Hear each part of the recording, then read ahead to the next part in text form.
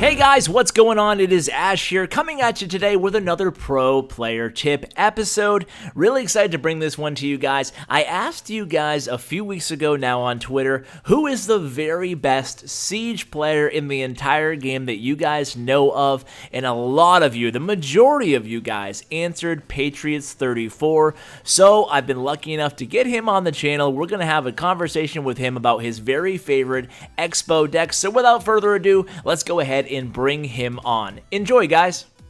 Alright guys, here I am joined by Patriots34. He is a pro Siege player, and I've never had on a pro tip Siege player episode before. Really excited to do this one. Patriots34, what's going on, man? Hey Ash, what's up? Not a lot, dude. I'm really excited to have you on. We're going to be talking about your Expo deck today. Before we get to that, why don't you give us a brief intro about you, what clan you're in, how long you've been playing, and what led you to picking up a Siege deck to begin with? Okay, I am currently in Reddit Alpha. You know, shout out to Woody, the leader. Woody! What's up? Love that guy. I did start playing Expo when the 15K tournaments were still around. In a Brenchong tournament, me and Bag Clash Royale out of Fort, and also he's a clanmate. We were just in a line call one day, you know, messing around with a couple of decks, and you know, we both played Expo, and I really got into it, and I just kept playing it and playing it and playing it. And then one day in the Super Magical Cup, I decided to, you know, play an Expo deck, and I ended up winning the whole thing. Boom. So then you were like, wow, this really works, or I'm really good at it. Either way, I don't care. I'm going to keep playing it, right? Yeah, and that was actually the version with lightning in it. Okay, yes, because there has been a few versions of this deck, and we'll cover them in just a bit. So now, have you always played Siege since then, or do you switch things up? I've played more like Siege-style decks. Before the balance changes, I did play lots of Minor Poison also, but yeah. I can't see that as a viable strategy anymore. I know, man. I'm so bummed out about. I mean, I'm happy about the Poison nerf because of the Goizen decks, but I'm at the same time kind of upset because it does affect minor control decks as well. You know. So, yeah, I did love Minor Control. So yeah, I'm trying to adjust, and I might dabble in your Siege. So let's kind of get to your tips and stuff, because there's a lot to cover here. We're looking at you're basically, this is the version that you're using of the deck right now, right? With the with the Fireball now? Yes.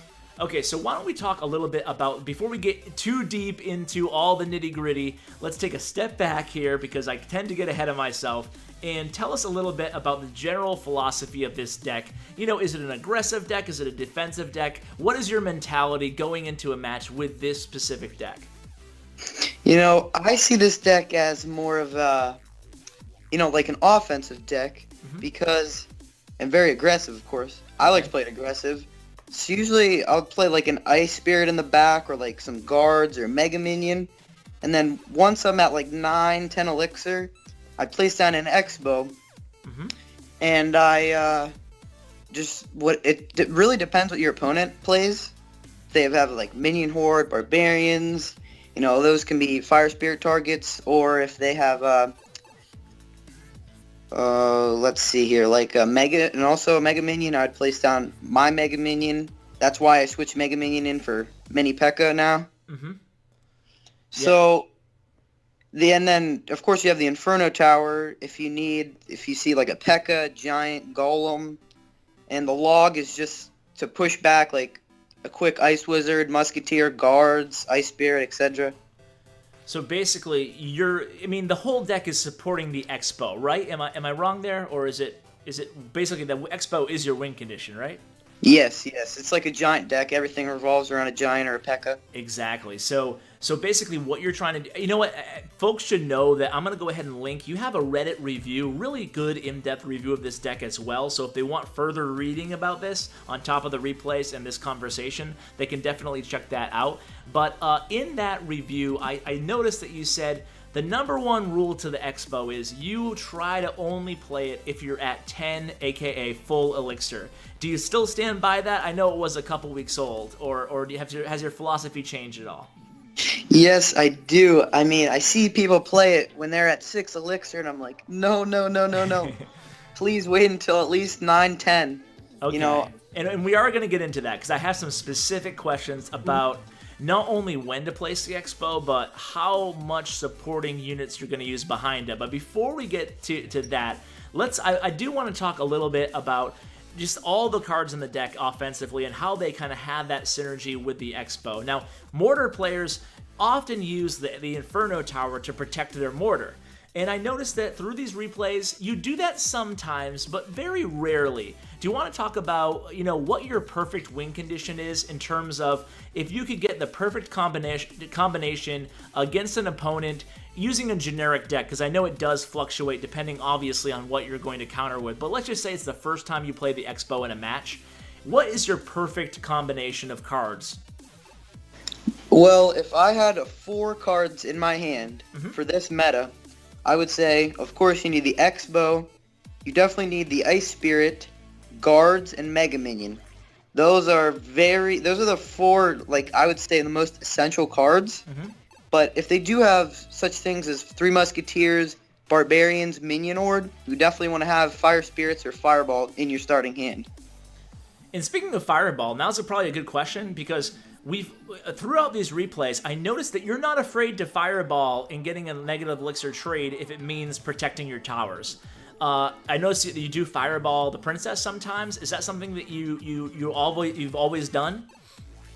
Yes, I have. I really love Fireball. It's always been in one of my decks, ladder tournament. But I feel if the Princess, if they place it down on the tower that I'm going for, I will Fireball it because it gets rid of the Princess, and it gives me extra damage because Expo is all about the chip.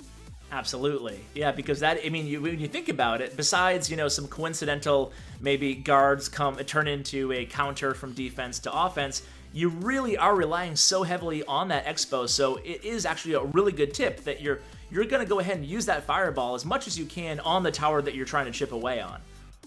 Yeah, of course. And I do love to do little mini pushes with place an Ice Spirit down, then wait a second and then place down the Fire Spirits, or place the Guards down and then put an Ice Spirit in front. Just, a couple 400, 500 damage.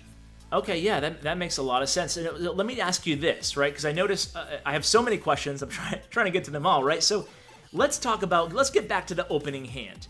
Let's pretend you have that perfect, ideal opening hand to start out a match. Now, I know on three Musketeer decks, for example, I know that rarely do pro players advocate splitting their Musketeers right off the bat to start a match. I mean, you're playing your entire hand, and there's a lot that could feasibly go wrong. Now, what about you in terms of the Expo? Assuming that you start out with that perfect hand of Expo, Ice Spirit, Fire Spirits, Guards, are you going to play the Expo right off the bat? What is your play going to be? Without a doubt, I'm going to play the Expo no matter what. I would even play the Expo with a semi-decent starting hand. Doesn't matter. I love showing my opponent that I have the Expo and being ha ha ha, you're not going to defend it. I like this. This guy's cocky. I like him. I like that mentality, man. I wasn't expecting that answer, but I'm a big fan of it. Okay, so you're going to show your cards. You don't care. You're not scared of them. So you're putting down your Expo, and then are you just going to wait and see what they do? Is that your first move? I mean, obviously you're not going to throw down Fire Spirits for no reason, or do you? Yeah, I usually wait till they play something down, but I'm usually hovering Guards or Mini P.E.K.K.A. just in case, quick reaction time. Okay, great. So if they play, obviously Guards or Mini P.E.K.K.A., that's pretty obvious. I mean, if they're playing, what if they play I'm not Mini P.E.K.K.A. anymore, but Fire Spirits. But what if they play a Mega Minion, say, or a Hog Rider? Are you going to, what's your play going to be, your counter? Guards? Yeah, probably Guards with an Ice Spirit or Mega Minion with an Ice Spirit, depending on the situation. Okay, and okay, so that pretty much covers your ideal basic hand. Let me ask you this. Is there any starting hand that you could have, assuming your opponent doesn't play anything? So let's say you're both sitting there in a stalemate at 10 elixir. Is there any starting hand you could have that you wouldn't play the Expo? Assuming, again, that your opponent hasn't done anything yet. Yeah, I probably would place it down no matter what, actually. Okay, cool. Okay, so now let's talk about how you're placing your cards. Now, I noticed that you're a big fan of putting down the Ice Spirit and the Fire Spirit way back in back of your tower and then putting down the expo? Is that how you like to do it, or does it just really depend? Yeah, I mean, sometimes it just depends on the hand. If I have Fire Spirits or Ice Spirit in hand, I will play them in the back. But if they do have, like, a Giant or an Ice Spirit of their own or an Inferno Tower, I will tend to save the Ice Spirit for when my Expo is fighting the other troops. Okay, that makes sense. And obviously, if you start out with a hand of, say, let's say it's the same starting hand, except for you don't have Expo for whatever reason. Let's say you have Inferno Tower. Are you going to probably, and let's pretend that Expo is your 5th card. Are you just going to place your Fire Spirit or something and then cycle to the Expo and immediately place it? Yeah, I definitely will. And this is actually a big thing. If they place something on, like, the right or left side, I'll play the Expo on the opposite side. Okay, that's really important. Okay, so you're always going in the opposite side of their big push to start out with? Yeah, definitely, because I don't know how popular Giant stacks will be anymore, but what they try to do is counter push against you. So if they have like 700 damage on my one tower, I will generally tend to try to take their other tower because they can counter push me, and that's exactly what I don't want. Yeah, that does seem to be a little bit of a tough spot for any chip deck, but especially for an Expo deck, because if you have a Giant coming at you in the tower all the time, in the tower that you're trying to do damage on, that can create a little bit of an issue. So I'm assuming those might be one of those. Let's pretend that you have, say, 700 HP off one of the towers and the other tower hasn't been touched. And then your opponent, for whatever reason, starts focusing in on that lane that you already have damage done, and they have a tanky deck using a Golem or a Giant or a Lava Hound. Is that when you're going to start comboing the Inferno Tower with the Expo? Yeah, definitely. I will, if they have one of those if they try to set up a big push in the back, if they place like a Giant and a Bowler or a P.E.K.K.A. or Golem by itself, I would definitely push the other side because they'll definitely be in trouble. Okay, so what if... Talk a little bit about the synergy between the Inferno Tower and the Expo. I know I mentioned it earlier, but can you kind of elaborate on, when are you placing the Inferno Tower up towards the bridge with the Expo? Yeah, I will generally only tend to place it against Giants, P.E.K.K.A.s, Bowlers, Golems, Lava Hounds, but, like kind of mini tanks like Knight, Ice Wizard, Dark Prince, Baby Dragon, things like that. I will not place it because it's simply just not a good elixir trade. If they have like a Baby Dragon or a Knight, they're generally going to place something cheaper. I don't know, maybe like Spear Goblins or Mini P.E.K.K.A. And Inferno isn't great against that, so I tend to stay away from things like that. Okay, so you're reserving the Inferno Tower really to the big, not so much just big HP, but really big elixir cost cards.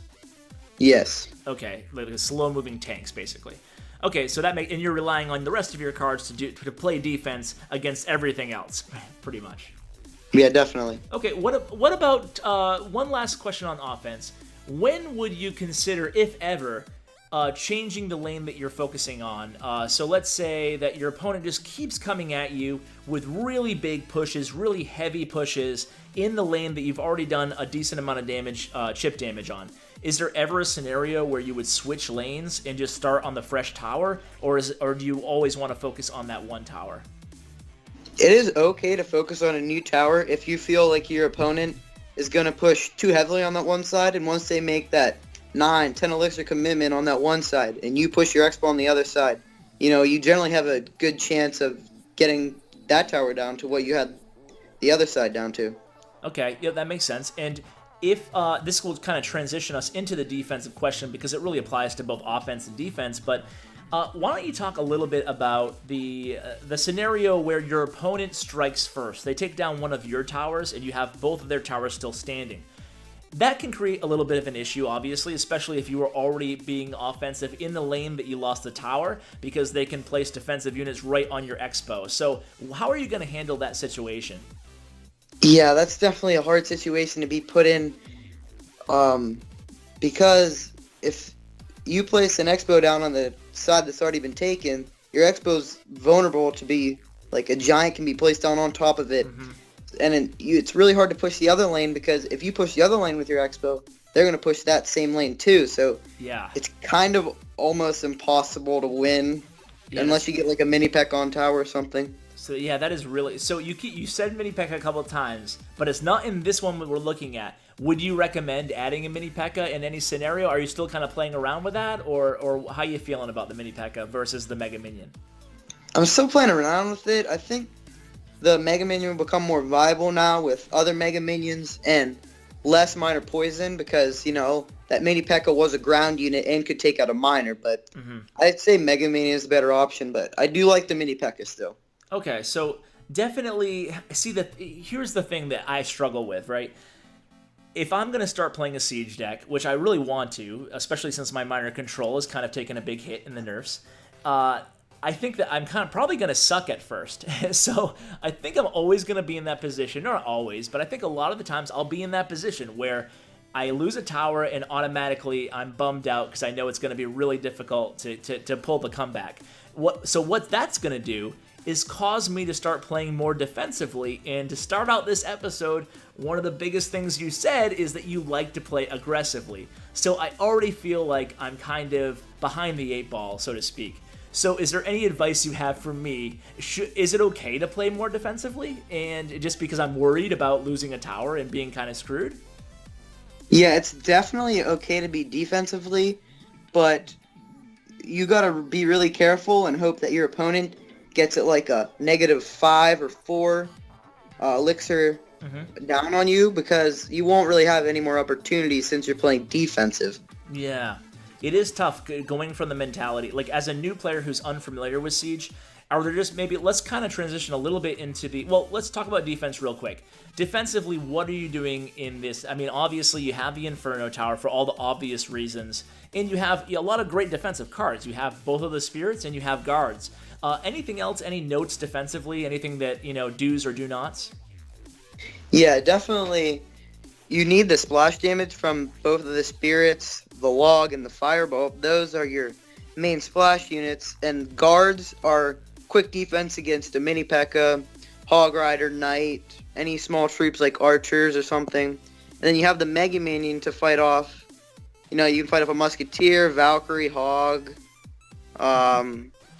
incoming bowlers, princes, witches, any of that. Yeah, so you really have a lot of defensive options.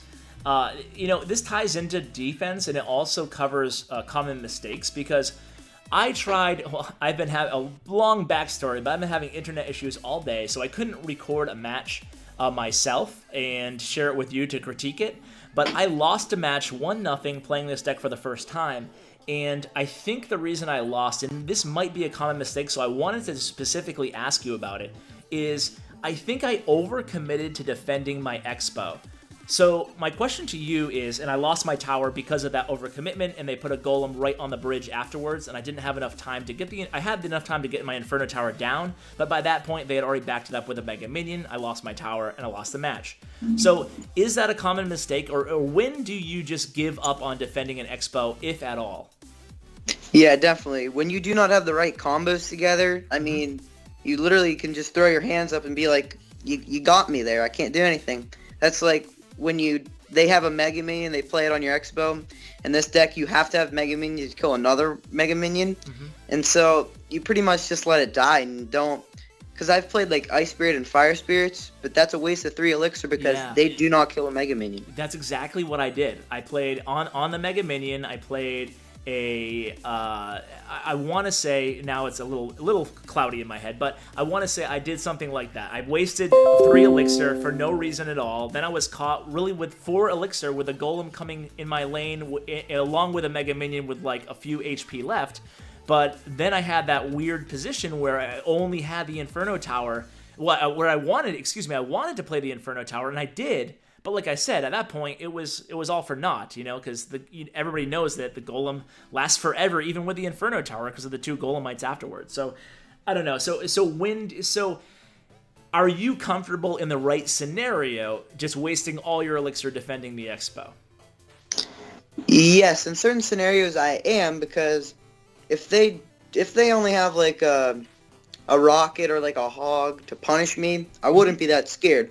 I'd be more scared about those bigger ones like Three Musketeers, P.E.K.K.A, Giant, you know, things that really can take your tower down in one go. But, you know, Fire Spirits are a cheap option to Hog Rider. I think the Hog Rider maybe gets like 3 to 4 hits with Fire Spirits or something like that. Yeah, that sounds about right. Yeah, I think that. So, what is the deck that you struggle the most with against an Expo deck? As an Expo Siege player, what deck do you see that you're like, oh crap, this could be difficult? Yeah, definitely some new Three Musketeers decks coming out with Ice Golem. Ice Golem is a great counter if you play it in the other lane. I mean, the Expo just shoot at it all day long, and it's just it makes me mad. Yeah, I don't think you're alone in that. So how do you combat a Three Musketeer Ice Golem deck? I know it's difficult, but you must have some sort of strategy that you or mentality that you take going into those matches. I try to catch them with as little elixir. When they play the Three Musketeers, I'll generally fireball the 2 with the tower, and then if they pair like an Ice Spirit with the 2 low health Musketeers, I will log it, get extra value with it. And for the lone Musketeer, probably like Guards or the Mega Minion is probably my best option right there. Yeah, so just basically just be very careful and cognizant of when the Three Musketeers are coming and try to have your fireball ready and, focus defensively if only for those 20 seconds that you have to counter the Three Musketeers. Is that pretty much right? All right. Any other common mistakes before we kind of wrap this up? Definitely playing, like if they know what you're going to play, if you play like the Expo down and then you play Guards and they predict you with like Fire Spirits and they hit the Expo and your Guards, and it's basically try not to give your opponent value for what they're playing. Try to get your value out of what you're playing so you can counter push them. Okay, so that makes sense. So basically, so what are you doing? So you're always reacting as an Expo player. I mean, you put your Expo down, and then you let the opponent always make the move, and then you're just going to counter based off what they do. Never let them counter. Never let them study you enough to know what's coming. Right? Yes. All right, well, cool, man. I think that this is a lot of valuable information. I could ask you questions for days. I'm sure the viewers and the listeners are like, man, this guy is just giving them 20 questions. But, being a player who's unfamiliar with Siege, I feel like that there's a lot to learn, So I'm excited to try out this deck, and I'll let you know how I do. I loved having you on, man. I'd love to have you on again sometime, maybe sharing a new iteration of this deck. I'm not sure if you're a Mortar player as well, but maybe we could talk about Mortar decks as well in the future. Yeah, thank you so much. This was a great video. Thanks, man. It was awesome to have you on. Any shout-outs or anything before I let you go? Yeah. Shout out to Reddit Alpha. And, my boy, Saul from Reddit Alpha, too. He deserves a shout-out. All right, Saul, you heard it, man. Patriots34, thanks so much for coming on, man. Again, really appreciate it, and I'm sure people are really going to enjoy this video. So thank you. Hey, thanks, Ash. Thanks, Ash, for letting me on your channel. No problem. Take care, man. Take care.